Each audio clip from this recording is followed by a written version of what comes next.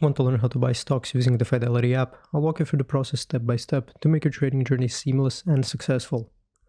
Log into the Fidelity app using your credentials. If you don't have an account, create one. It's quick and easy. Just follow the prompts. Now tap on the search bar at the top and enter the stock's name or symbol. The app provides research tools to check stock details like real-time prices, historical performance, and analyst ratings.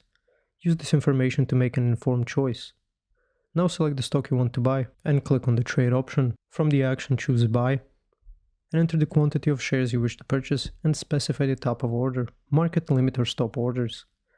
Market orders execute immediately at the best available price, while limit and stop orders give you more control over the price on what you buy. Review your order carefully, check the stock name, quantity, order type, and estimated cost. Once everything looks good, confirm your order by clicking submit.